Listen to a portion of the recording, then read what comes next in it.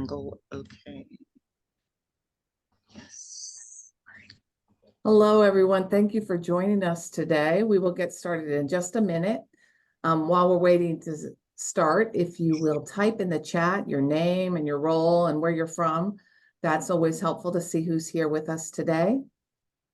At any point during our hour together, feel free to type questions in the chat box. We will monitor those and ask those at the appropriate time. We will make every attempt to get to them. And everyone will receive the recording and the slides and any materials we share today in your email by the end of the week. So you will be getting the slides and the recording by the end of the week. Thank you for joining us today. And thank you for telling us who you are. I'm seeing some great familiar names in the chat. Good to see everyone. Oh, sorry, didn't mean to forward my slides already. Anyway, but we'll go ahead and get started because we have a lot of good information to share today. So I want to get started here. Just a little bit about the network, which most of you may already know, which is that we are the first federally funded technical assistance center on grandfamilies and kinship families. And we use those terms interchangeably to mean grandparents, other relatives, and close family friends who raise children when parents can't. We don't work with the families directly, but we work with all these systems that are in what we call our network umbrella, along with programs like the programs that we're talking about today. So we do a number of things, including these types of webinars every month, usually sometimes twice a month even. Everything's free of charge through the network.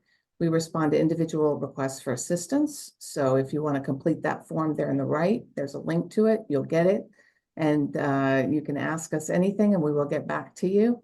We have an array of national partners that we work with and subject matter experts. So we can usually find the answer to your question or at least get a good idea of it.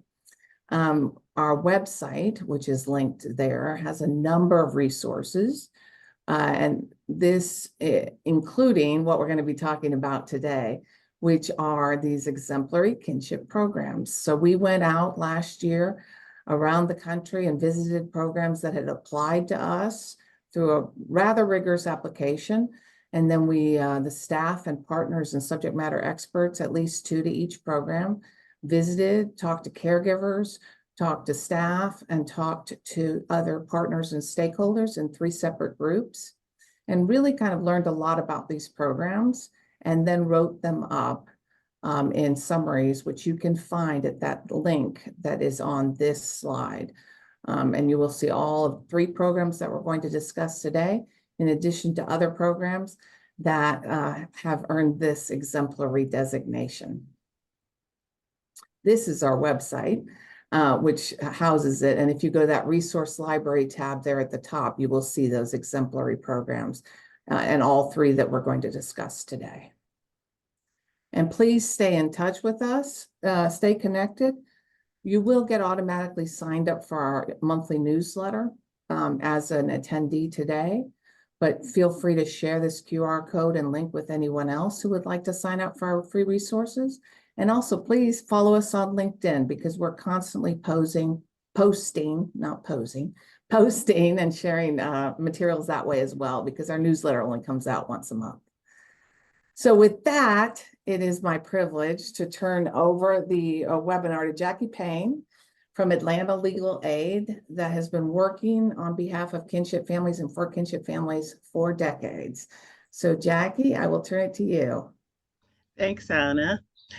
Good afternoon, everyone. And I am happy to be able to talk a little bit about the program that we've developed at Atlanta Legal Aid. As Anna indicated, I have worked on these issues for decades. I often joke with my younger staff that I started this when dinosaurs were still roaming the earth. But the program itself started as our grandparents' project. Next.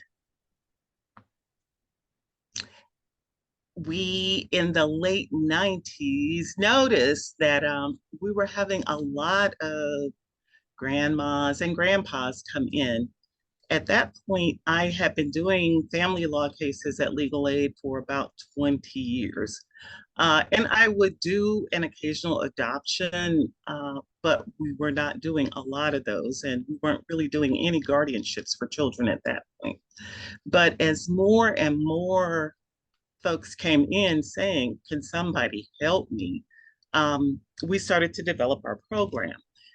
I have grandmas in rocking chairs there because part of it was a collaboration with another agency that's been identified as exemplary, Project Healthy Grandparents, which was operating through the School of Nursing at Georgia State University. And they, at that point, had rocking chairs for the grandmas and occasional grandpas who would show up with their grandkids, and they'd sit there and rock in their chairs. And then they'd send them over to us to see if we could give them some help. Um, Part of the onslaught of numbers we saw was the result of the AIDS epidemic. Crack cocaine had entered the Atlanta market, and there were so many folks becoming addicted and just basically abandoning their children. So I always look at our primary objective, and that's always been we want to stabilize children in loving families when their birth parents are not in the picture. One of the first adoptions I did under our grandparents project involved an aunt who had two sisters who had become addicted. Between those two sisters, they had 9 children. The aunt only had one adult son who was no longer in her household. So it was she and her husband in a 2-bedroom apartment, and she took in her 9 nieces and nephews. Well, we went ahead, did the adoption. One of the sisters did a surrender. The other, we had to terminate her rights, but we were able to do the adoption. And that family of 9 children, it suddenly became this family of 11 people. And back then, you could get adoption assistance money. So with the adoption assistance money that the aunt and uncle were able to receive from the government, they were able to move into a larger place. They purchased a van, got car seats for all the kids. And it was really a remarkable difference for this family. They were going to continue to just struggle on in the way they were if they had not found us, but thankfully they got directed in the right place. So how did clients get to our services? Back then, it was really kind of happenstance. Some came as referrals, of course, from Project Healthy Grandparents, which was just starting around that time. But some were former clients in other types of cases. Some heard through the grapevine, oh, you should go to legal aid and see if they can help you. And as I said, as more and more of those folks started to come in saying, can you help me? We saw the need of actually saying, okay, we need to have just a project that deals with those cases. So initially, and surprisingly, a lot of the work we did involved volunteer attorneys. In the family law unit that I managed at that point, we had 3 attorneys, myself and a paralegal / secretary. So there was no way we could handle the volume of folks who were coming in. One of the larger law firms in Atlanta got involved with us because one of the partners had adopted 2 children himself. And so he had, just a live interest in being able to help folks.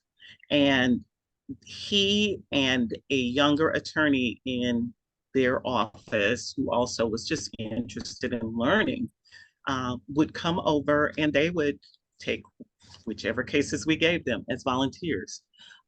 We offered the training. He didn't really need it. He knew what he was doing. And so therefore we were able to keep going.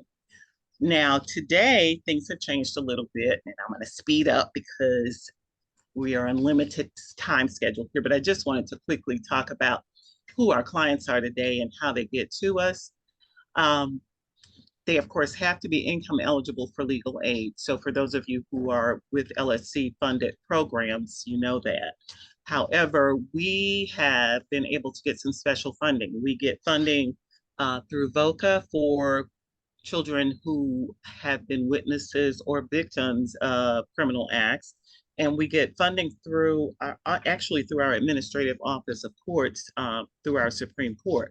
And so with that special funding, we're actually able to go up to 200% of the federal poverty guidelines, which is a little higher than most LSC folks are. Yes.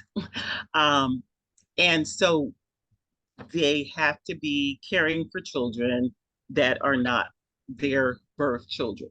But we get everything from next door neighbors to the school bus driver to grandma, grandpa, aunt, uncle, older siblings. We serve all of them. So we rebranded from the Grandparents Project to the Relative Kinship Care Project, and now we are just Kinship Care. And we have set up a 24-hour line that basically you call in, leave a message, leave your name, phone number, and why you're calling. And someone on my staff will get back to the person within 24 hours. We also do lots of collaboration with kinship groups in the Atlanta area. We still have that strong pro bono component.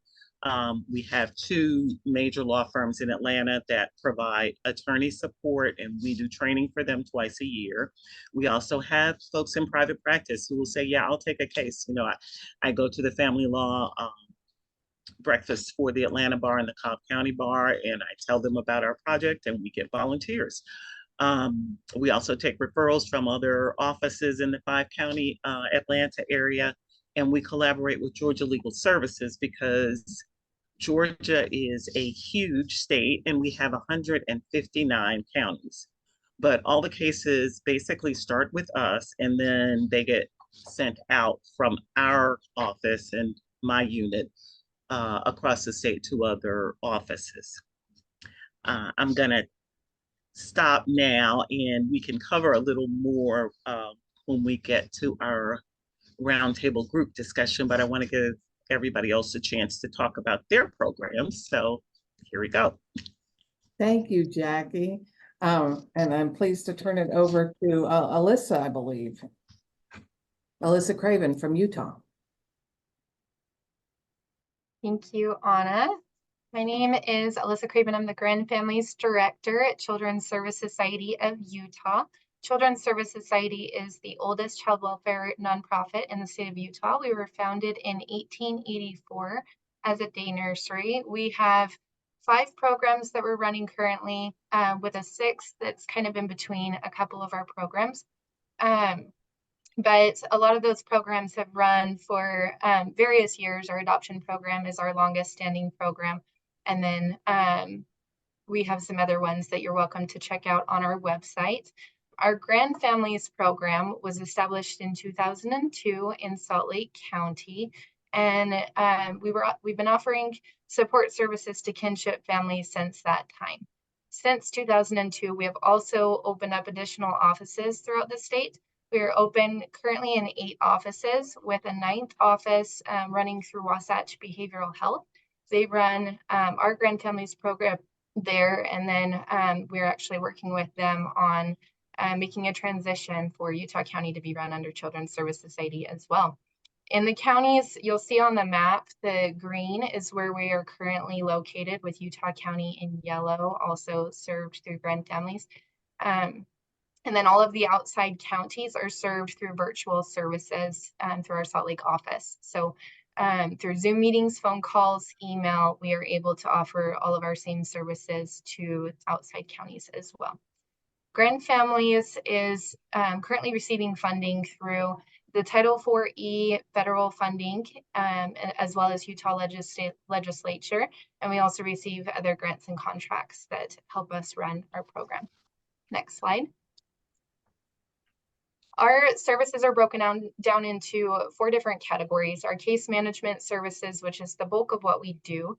We offer wraparound services to our families for assisting them with intake and assessment, identifying what their most pressing needs are, and then helping them navigate various systems in the community. We help with application assistance for guardianships, specified relative grants, Medicaid, and other needs that they may have. Right now, to qualify for the Title IV-E funding, We are utilizing Nevada's foster kinship case management model in all counties except for one. And then that one county is using our Grandfamilies model here in Utah. Both models are very similar to each other. So all of the services that we offer through case management are the same across both of those models. We also offer psychoeducational classes. This is a curriculum for adults, adolescents, and children, which I'll talk more about in a minute. And then we have our monthly events. We call them Friend to Friends, and those are for our kinship families, adults and children, to come together for fun events in the community, meet one another, interact with our family advocates, and just have a good time. And then we have our short-term clinical services that are offered to all of our kinship families for free. Next slide. This is a look at the demographics that we serve. So 85% of our families are white with 78% non-Hispanic. We serve 22% Hispanic. We're hoping to see an increase in the number of Spanish-speaking clients that we serve now that we have 3 Spanish-speaking staff across the state. And then we generally are seeing between 150 to 200 new families every year across the counties, but that's not including the ongoing families that we see as we're working with them through like the groups and the friend of friends and different things like that. We see a lot of families sticking around for a long time. And so that number doesn't include those ongoing families. Next slide. So about our psychoeducational classes, we have developed a 10-week curriculum for our families that is specific to kinship care. And we meet with the families in each of our counties. It's a 10-week session, 1 night a week for an hour and a half. And we run 4 times a year for each of these groups. So we'll do a 10-week session, have a week or 2 break, and then run another session 4 times a year. We have 3 separate groups for each of the age levels. So we have the caregiver group for anybody who's raising a relative's child. And then we have our adolescent group for 12 to 18 and our children's group for ages 4 to 11. They're all held in the same building on the same night, just so the families can come together. And then they're in their own separate rooms, and we talk about things that kind of align with each other in those groups so that when they go home, they can have discussions further with their families. This curriculum was written by our staff here at Children's Service Society. So the first curriculum was rolled out in 2002 when we opened, and we recently updated that. So our family advocates and our coordinators and myself got together and we revamped it. We looked at new data in the state and nationally and pulled that information to create this curriculum for our families, which is facilitated by our family advocates as well as our clinical therapist in each of the counties. So the staff that have written the curriculum are also facilitating that curriculum. And then one thing I love about the psychoeducational classes is it combines not only that education piece, but the support group feel as well. So we have a lot of opportunity for them to connect and share thoughts with each other about what they've experienced as it relates to the topics for that week. And then a lot of them make connections that carry on beyond the group. So they'll meet in our psychoeducational classes and they'll continue to connect outside of that. Next. This is a look at our 10-week curriculum. Right now, we're in the middle of updating our teen and our children's groups, so those topics may look different moving forward. We started with our caregiver group updates, and so this is the updated curriculum for them. But we cover topics like loss, grief, and attachment issues. We talk about substance use prevention among all 3 groups, neuroplasticity, trauma. We really want them to understand a lot of what we see among kinship families in Utah and how it relates to them and get them that additional support. I did provide some additional samples to the network that they can pass on to you if you're interested. I believe I provided a sample of our need for permanency group, which is specific to Utah. So every state is a little bit different in laws around getting guardianship, whether there's a difference between guardianship and custody. So just know that the sample will probably be different from the state that you're in, but that's what we've based it on. Next. And this is my contact information if you would like to reach out to me for more information. You can also follow us on the various social media platforms by searching CSS Utah. Thank you. Thank you so much, Alyssa. I had the privilege of visiting Alyssa's program. It is fabulous, as I did Jackie's program, but I didn't get to visit Marty's in High Country in North Carolina, but I heard fabulous things. So turning it to you, Marty. Thank you. And I'm thankful to be here today. It is so great to learn about other programs around the country, and people actually exist that are doing what we're doing as well. With High Country Caregivers, we're in the mountain region of North Carolina, the very northwest corner. Our mission is to provide advocacy, support, and education for kinship caregivers and their families. We advocate on a local, state, and national level to increase awareness and secure funding and resources for these families. We use a comprehensive approach to support and educate the kinship family with a variety of programs that are designed to focus on both caregivers and child well-being. Next slide. Currently, we serve 322 caregivers and 404 kids in 192 families. We're in 6 rural counties in Northwest North Carolina with a coverage area of about 2,400 square miles. We don't have income or age requirements, and we serve caregivers regardless of child welfare involvement. So anybody that identifies as a kinship family can get services, resources from us. 79% of our caregivers are identified as single white grandmothers over 60 years of age with a median income of about $32,000 a year. And our youth are mostly white with about 5% identifying as Black, biracial, or Latino. So as you can see on this slide, we were founded in 2006 by a caregiver support personnel of our local agency on aging. She was working with elderly families and realizing that this was becoming a need, that all of a sudden the people she was working with through the agency were bringing in these grandchildren. And so she started High Country Caregivers to focus on that need and to provide resources and referrals. They did a monthly support group in each of the counties. As you can see there in 2006, we were in 4 counties. Then fast forward to 2019 is when I got involved. A new executive director was hired. The founding member or the founding person retired, and we launched the Kinship Navigation Program that we use today, which much like Children's Services of Utah, we do a monthly support group that we also have separate child activities, and then we're focusing more on adults or young adults with career education, exploration, trying to put them on a path to success. Down to last year, we added a second site. We call it Kinship Corner. It is in Burnsville, North Carolina, Yancey County, and we increased focus on counseling needs as we're kind of limited in our rural area for counselors, and there's an increased need, I think, across the board with the children coming from traumatic backgrounds, and really trying to focus on getting them in a positive direction and not just sitting kind of where they've always been. Next slide. Since starting the Kinship Navigation Program in 2019, we've experienced a crazy 756% growth in participation in our services and programs.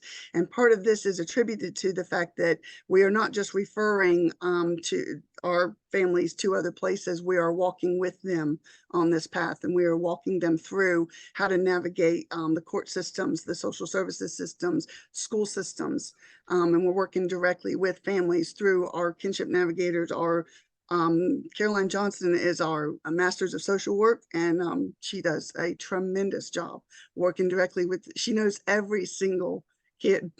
It's amazing. Next slide. Our comprehensive approach to support and educate the kinship family begins by assessing and prioritizing needs, stabilizing the family with immediate resources. That's what you can see on the wheel with purple, orange, and green. Normally, within 3 to 6 months, the family has settled into a secure routine. So then the focus shifts to health and educational activities for both the caregiver and the youth in the red and yellow. At any time in our process, a family may incur some change or some issue. So it's not uncommon for us to have to go back to identifying the needs, or fast forward to the security. So it is just kind of an ongoing process.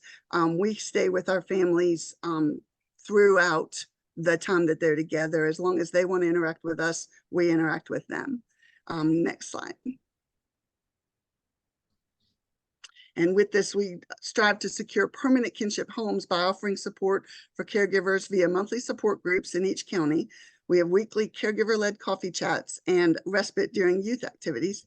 And the lower half of that, you see our youth interventions are designed to empower and strengthen independence. We engage the kids in monthly field trips. We provide funding for sports, art classes, and summer camps. We offer adolescents therapeutic hiking adventures, and all ages participate in overnight camping trips each year. Our Pathways to Success program exposes middle and high school students to vocational and career opportunities, including tours of colleges and local workplaces. Our amazing donors provide each child with Christmas presents, including essential clothing like a winter coat, hat, gloves, warm shoes, comfy socks, some items they hope to receive, and an item they wish for but think they could never get. In 2023, we had donors provide gifts that range in value around that. I think our average is around $250 per child. We had 266 children submit wish lists last year. We are not funded by any outside resource. All of our funding is grants, fundraisers, and donations. Next slide. And that is my contact information for further questions and anything I can be of service to. Thank you, Anna. Thank you so much, Marty. I'm double sorry I didn't get to visit your program now after listening about it. So will you talk a little bit more, Marty, about how, and Ro, you can take the slides down now if you will, about how you do the assessing of the needs in the home visit? Absolutely. Yes, our kinship navigators work on outreach also. Everybody on our staff works in outreach. So everybody communicates in our community with DSS, with the school systems, but mostly it's the kinship navigator kind of keeps our word and gets our word out there.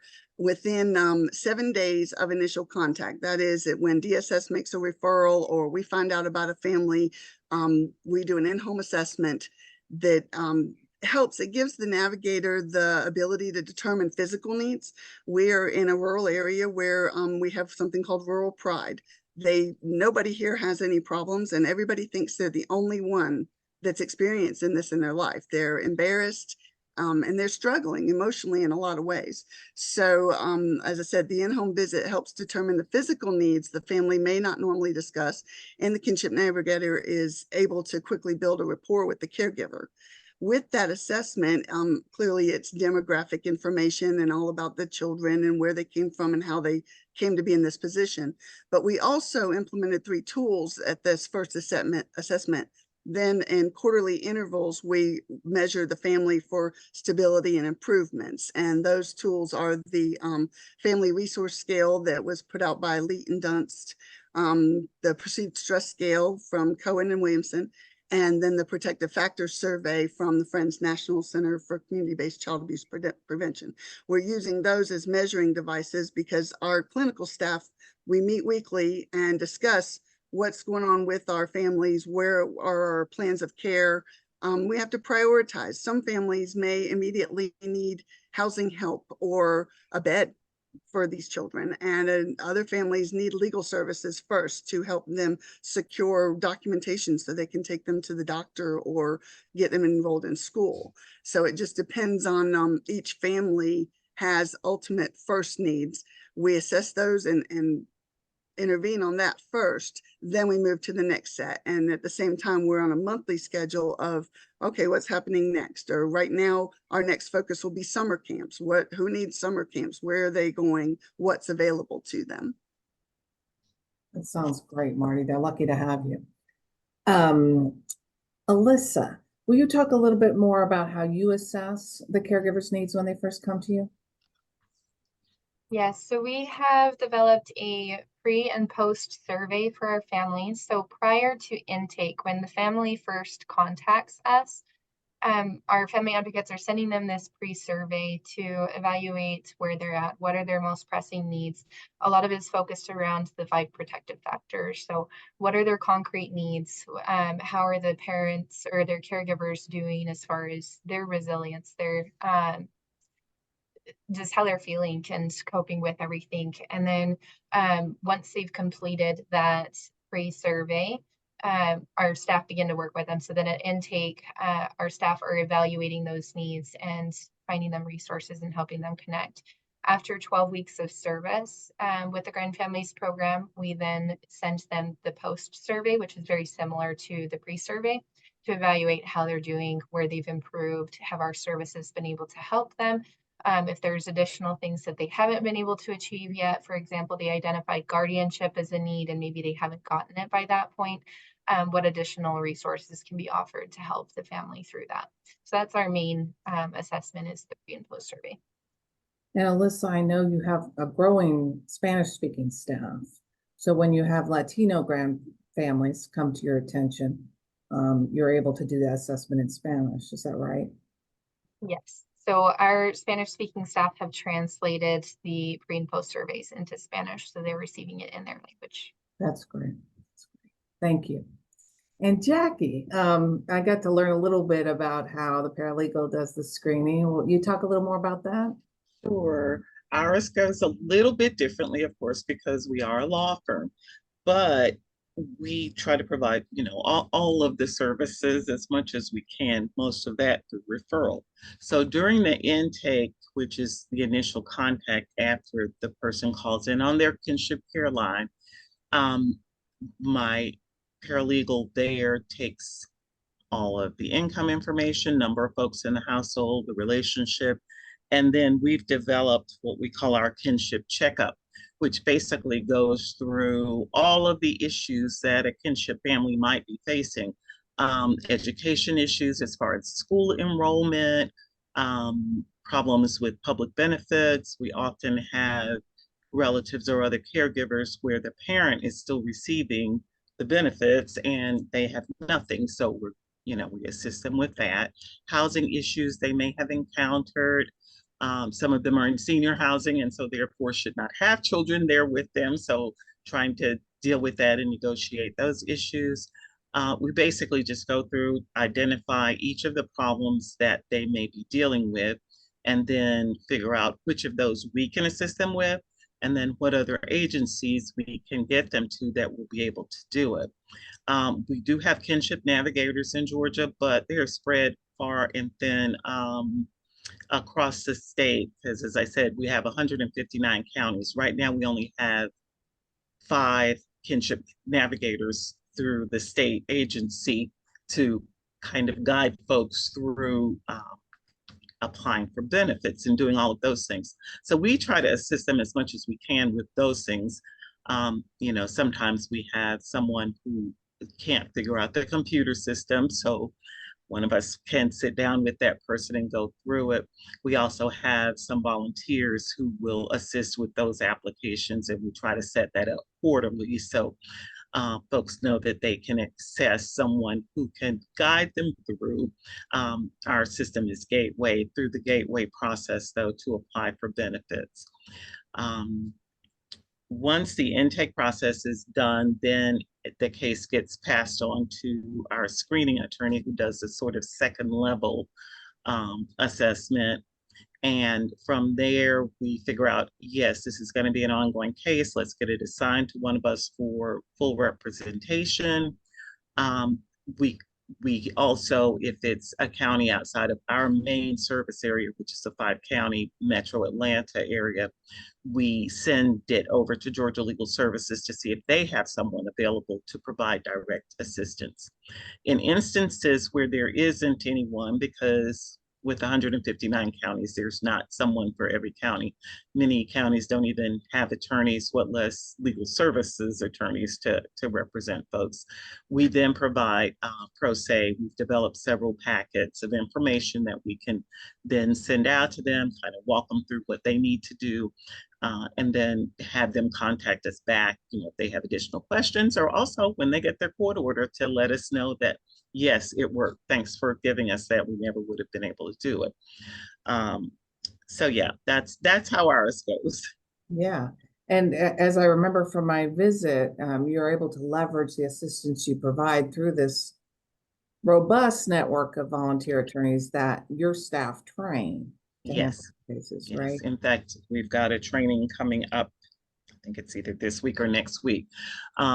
We do two different kinds. We do one set that we do with two large firms that have partnered with us for years. So we go in once or twice a year and provide training to all of the new attorneys or ones who've not volunteered before, so they know how to handle an adoption from start to end. And then through the Atlanta Bar Association, every March, we do a big training on all of the issues that we cover. So everything from adoptions to a little bit on guardianships to custody to now equitable caregiver, which is the most recent thing passed in Georgia to assist folks with obtaining custody and third-party custody cases. So we kind of go through all the categories, get them up with that. And then we try to have cases ready because, they're newly trained. They're like, okay, now I want to do this. So we try to have some cases ready to hand them. But if not, as the year goes on and as we go through our assessment process, it's like, okay, we go down the list. Okay, let's see who's available to take a case. And then we have some non-attorney volunteers who can assist with the public benefits applications. Wonderful. Thank you, Jackie. And I see quite a bit of activity in the chat asking for evaluation tools and other materials. I would encourage everyone to look at the 3 write-ups that were dropped in the chat. And towards the end of each write-up, there are links to resources that each of the programs have shared with us. And if there's something else that the programs are mentioning that you'd like, then if you could let us know what specifically you heard and would like, because I'm not exactly sure what evaluation tools we were referring to in that moment, but there are quite a few resources linked in those 3 write-ups. So just wanted to let folks know that. In terms of kinship caregiver involvement, Alyssa, how do you involve kinship caregivers in, your program development and informing your work, et cetera? Yeah, so we work with our caregivers through surveys is one of them. So when we hold our psychoeducational classes, we conduct a pre and post survey, as well as our monthly friend-to-friend events. We actually do a quarterly event. So we have 4 bigger events that we do, and we conduct a survey at those as well to gauge what is going well with those, what needs improvement, allow them to share their thoughts on what they would like to see in the future. We have also held kinship advisory councils to meet with the caregivers and hear their thoughts on various parts of programming. We are actually working on revamping what that looks like as far as the council to improve caregiver engagement through that. So that we can get more thoughts in various areas beyond just our groups and our friend of friends. So for example, we want more caregiver involvement in opportunities in going to the legislature for various things that we're seeing in the community, that there's some gaps, and we feel that their voice would be more impactful than our voices. And so we're working on some things on the side to help increase that engagement in that way. Thank you, Alyssa. How about you, Marty? How do you do it? We also do an annual survey of our caregivers, and then we meet as a staff and discuss what's kind of on the survey and what we need to adjust. Most of that is usually satisfaction with the groups or with legal services or referrals that we've put out. And of course, timing also. Our groups have evolved over the years where, as the children get older, sometimes they used to like to meet for breakfast. Now they want to meet after school gets out. So you kind of, we try to work with them as best as we can to engage them that way. Our staff includes a kinship caregiver. We have multiple caregivers that participate in our fundraisers. They interact with our donors. Some of our kinship caregivers are donors, and one serves as the chair of our board of directors. So we kind of try to keep that engagement across the board. We're we want to support them, and for the most part, I mean, they really, once they get comfortable with their situation and realize they're not the only ones, they really are into promoting it and getting feedback and knowing that help is out there and that there's other people out there that could also come forward and get those services. Thank you, Marty. And do you have some kinship caregivers on staff? I can't recall. Well, we do. We had a social worker, and that come first of this year was starting to not be able to work out. She was amazing, and she not only had 2 kinship placements, she had a foster child and her own child. So 4 children under 6 years old quickly became a lot to do a full-time job with, and she's still doing great and wonderful things and participates in our stuff. We have a part-time person that does office stuff, handling our some of our donor acknowledgements and thank you cards and administrative things. And then we have several that volunteer to do things when we need food for our support groups, or we need things we're getting ready for fundraisers. We have several ladies that just come and help. We've had them come wrap gifts at Christmas. So it's just kind of keeping an interactive communication on who's doing what, when, what our calendar looks like, and what they're available for. But we welcome them always. Thank you, Marty. And as I recall, Jackie, you are or were a kinship caregiver. I still am. He is 16 and in 10th grade now. Oh, in the thick of things. Yeah. So it's fun. I say that sarcastically. It is fun being a full-time attorney, managing a program, and having to orient myself to the fun parts of high school, because he's on tennis team, he does production for theater. Yeah, he does lots of things. So I find it's helpful though when I'm talking to my clients, or if I'm out speaking to a group, to just let them know, I know what you are going through, because I too am dealing with a lot of these issues.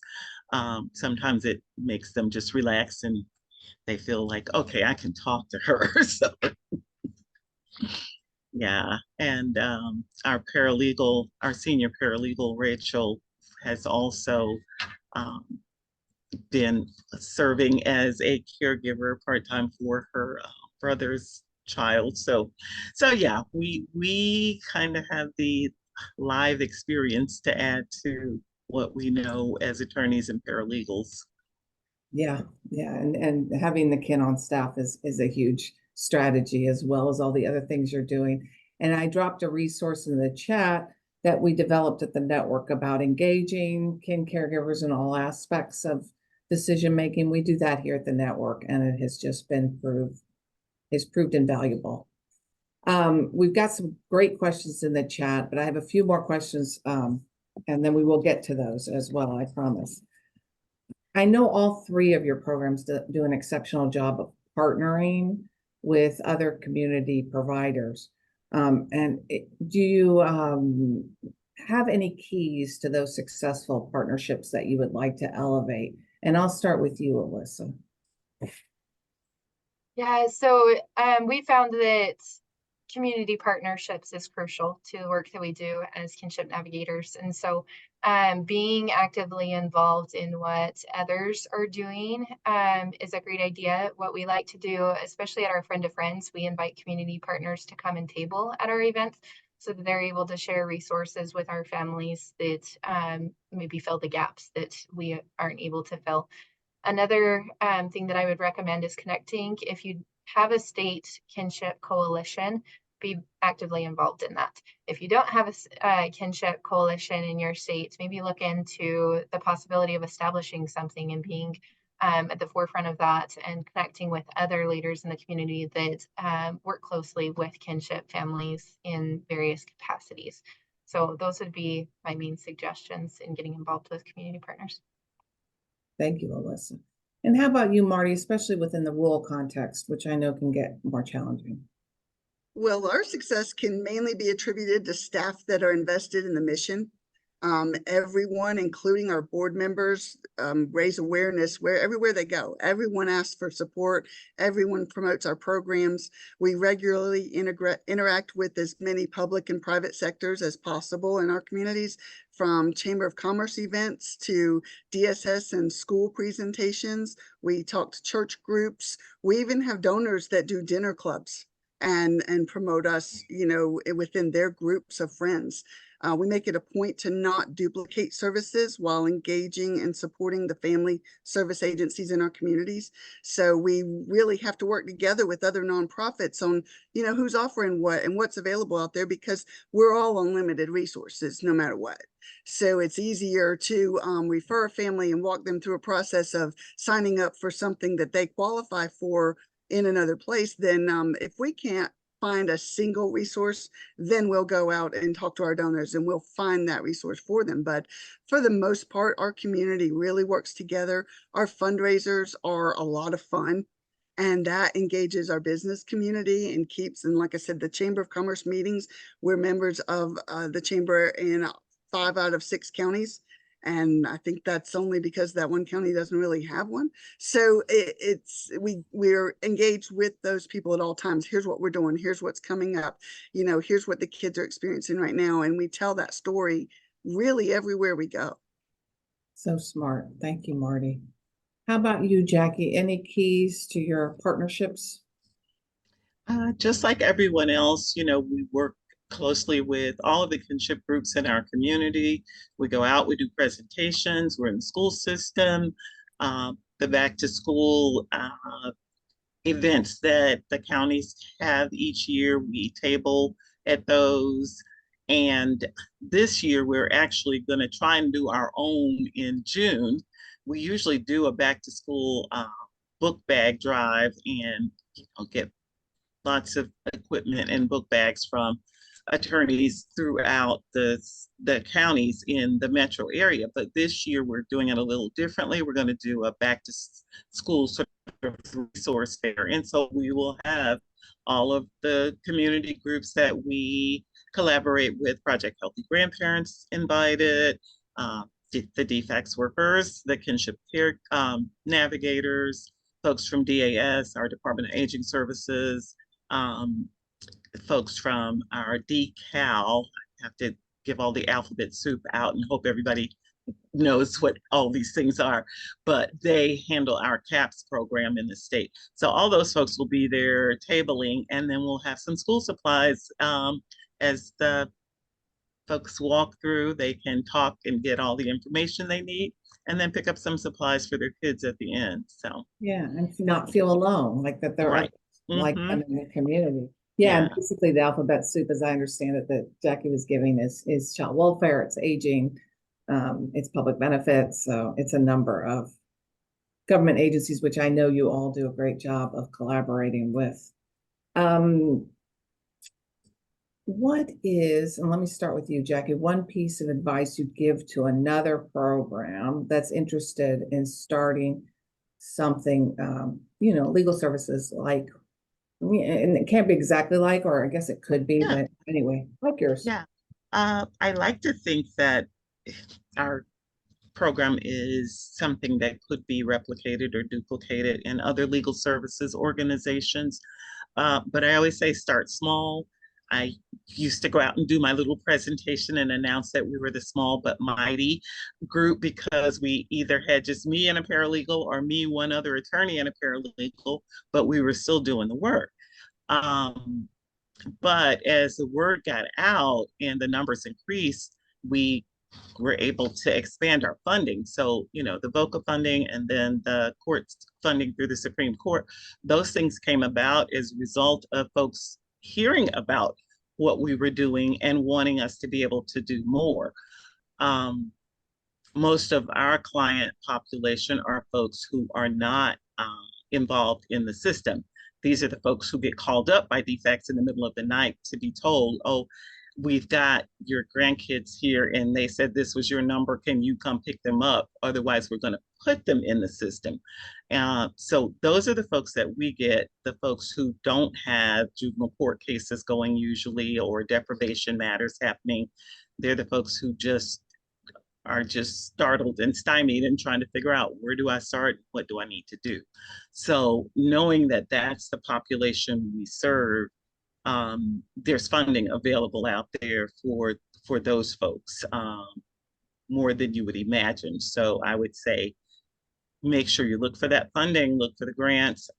The work will come. It's like Field of Dreams. If you build it, they will definitely come, probably in more numbers than you can handle, but they will definitely come. So Thank you, Jackie. And we've had some active chat, which you will see, particularly from some attorneys in Washington State who would love to see your pro se packets. If you're able to share those with us, we will share those with them.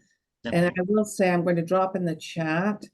We have a list of resource guides. They're just examples from around the country, but this can go a long way. It's not a pro se packet as such, but a lot of these resource guides do have forms in them for how to apply for, how to do a temporary guardianship, or how to, a power of attorney form or whatever. And they so vary by jurisdiction, but these resource guides are great to have in your community. And there's some good examples at that link, including one, another exemplary program that we designated, which is a legal provider here in the District of Columbia.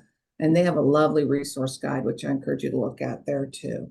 So we'll make sure and get that pro se packet to you, but do look at those resource guides as well, because I think that kind of strategy can be huge in a community. How about you, Alyssa? What is one piece of advice you would give to a program just starting out or wanting to do work like yours? Yeah, so one of the biggest things I would recommend is doing a lot of research in your community, finding where are the gaps. Don't try and duplicate services that are already available, but find the cracks, help fill in those cracks. One of the best ways I think to do this, look at data for your state. We utilize the Generations United Grand Facts Sheet for our state a lot. We refer to that to others. And so it's a great way to evaluate what are the numbers in your state. We've looked at numbers for like the census that can identify how many within each county are raising relatives' children, and then focus on those areas specifically. So just look for the data. It'll tell you what the needs are. Communicate with other community partners to identify if they're already meeting those needs, or how you could be helpful in those ways. Thank you, Alyssa. And I'm going to drop into the chat the grand fact sheets that Alyssa mentioned. We have them for each state: DC, Puerto Rico, Virgin Islands, U.S. Virgin Islands, and several tribes, thanks to our partner at the National Indian Child Welfare Association. So I encourage you to use those, download them. They're also in Spanish. And if there's a program that is missing or not in there correctly, let us know and we will fix it. Marty, ending with you on this question, what are some advice that you have? What's some advice that you have for replicating? I would echo the other ladies, and I would add on top of that to have a dedicated board of directors or someone that is guiding the system. We are a nonprofit, so it's a little different than a government agency. But if our board of directors, it's important that they have either firsthand experience in caring for kinship children or some knowledge of how things work in that world. And we've been very blessed by that. And I can't say enough about how that works for us and how we've been able to engage. Again, our board of directors engages in the community, and that leads our referrals and stuff also. We have referral forms for other agencies if they request that. But for the most part, we put out our rack cards, and we have a set of resource guides that was developed for each of our counties. So no matter who they are, where they go, ideally they're seeing our resource guides, they're seeing our rack cards, and they call us. We found has been a better system, that because then they know that DSS didn't tell me to do this, or the court didn't tell me I had to do this. They're reaching out to us, and that means they're ready to be supported. They're ready to care for this child and ready to move forward in the mission. Thank you, Marty. We have a participant question for you, which is, when you're serving rural communities, which is what you do, how do you engage clients? How do you get the families to your services? Honestly, the referrals, usually if that first phone call really builds, starts to build the net, and then that in-home assessment within a week, they see very quickly that we're serious, that we do want to help. And 9 times out of 10, we give them something at that first meeting that proves where we stand by. And most of the time now is legal help. They have a phone number for a lawyer that they call directly, and he responds to them and starts putting their stuff together. That really is engaging. And then they come to a support group. They see that the kids have an activity. They get to interact with other adults that are in their same boats, or some maybe longer than them. And that is really the start of the network, the network that we're trying to build between them as well. The caregivers, our caregiver support groups, even during COVID, we had groups that we could not, it was COVID. We could not risk our demographic with that virus. And we had support groups that met anyway on their own.